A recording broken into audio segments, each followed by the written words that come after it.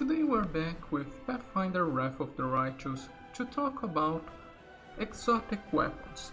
Exotic weapons are types of weapons that not every class has access to. Most classes don't have access to any type of exotic weapon, and to be able to even equip them, you need most times either a feat or sometimes a background can give you proficiency in some exotic weapon types. But to use an exotic weapon, you will need at least a bit of extra investment, and in most cases it's hard to go into a game and choose a weapon that will require that extra investment without knowing if you even find good magic items for the weapon type you chose. So today we're going to talk about the best exotic weapons found in this game, and I hope with this it can give you a better idea of what weapons types it's worth to make a build around and expand that extra feat or background to get the proficiency in.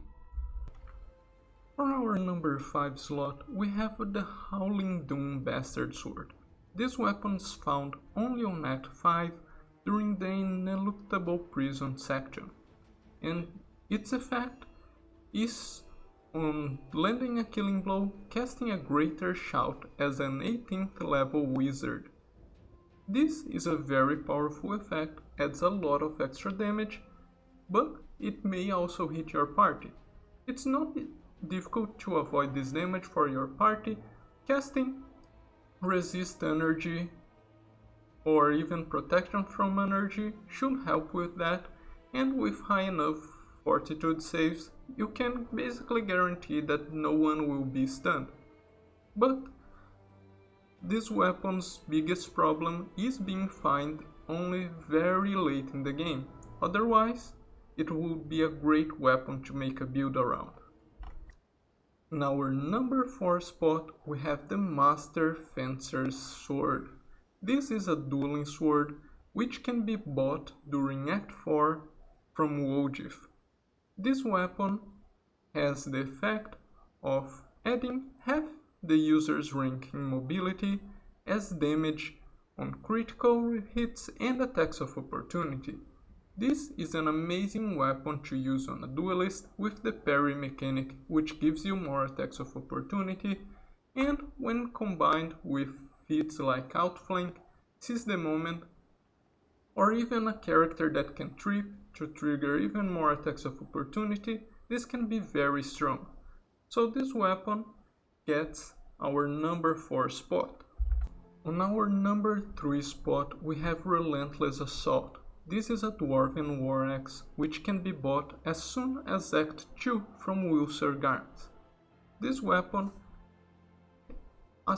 has only a 20 critical hit range, which is this biggest problem, because its unique effect is to, whenever you confirm a critical hit while wielding a weapon in your second hand, you get to make an additional attack with that second weapon. Getting an extra attack, especially at full BAB, is something very powerful, and the effect is not that hard to trigger. Had it been a weapon with a higher critical hit range, this probably would be even higher on this list. And because you can get it this early, it's very viable to make a build around Dwarven War Axes. Now for number 2, we have the Bearer of Sorrow.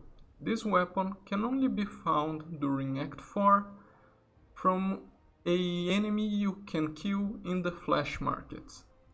This weapon has the cruel and vicious properties, which are not bad, but its biggest draws are being a Falchard, which means you get a high critical threat range, and also it has an amazing effect, giving you an extra attack for every 5th hit you get. As I said during the previous entry, extra attacks, especially at your highest BAB, are extremely powerful. And this comes with an extra attack on top of what already is an amazing weapon. So this definitely deserves our second spot on the list. And To top it off, fall shards also get a great option you can buy during Act 3 from the exotic weapon seller.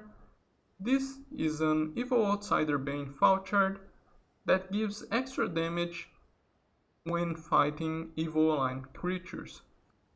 So, because we fight so many demons and they are evil outsiders, the Mighty Blow of Good is a very strong option for you to use until you can get to the Bearer of Sorrow. As some honorable mentions, we start with a Sling Staff, the Decay Spreader. This one can be bought during Act 4 in the Flash Markets, and this effect gives the user a +2 to damage rolls for every corpse within a 50 feet range from them. Extra damage is something that is always welcome, and this is not very hard to trigger. The only problem is in fights where you have few enemies, you won't be able to get much out of this staff. But for those fights there is another option for the Sling Staff. This one can only be found during Act 5 as a reward from the Nemerius Burning Brand Crusade Relic. And what this weapon does is, on consequent hits in a full round attack, it deals additional damage equal to the number of hits multiplied by 3. So this again is some nice extra damage that is not hard to trigger. On top of that, it's also a vicious weapon for even more extra damage. And as our second honorable mention, we have Size. This one, the Ancestral Retribution, can be found on Act 3 as a reward from the Stone of Ghostly Pathways Crusade Relic. This weapon also has an ability to give extra damage, a +1 bonus damage with until the end of combat for every hit you get on that combat. So a very easy effect to trigger. The only downside is if you are hit, the bonus resets, but the biggest downside is that it stacks up to a maximum of +5. Still, extra damage is always welcome, and it's a thundering weapon, which is also very nice. And as a second side, we have the Impending Demise. This one can be found only on Act 4 in the Flash Markets. And the reason this weapon makes it to the list is because it has an increased critical threat range, which is always something very strong to have. On top of that, it's axiomatic, so deals extra damage against chaotic enemies. Since we are fighting demons, which are chaotic enemies, this weapon becomes something very strong, so you can definitely build around Size and even make a dual wielding build with those two strong options you get in the game.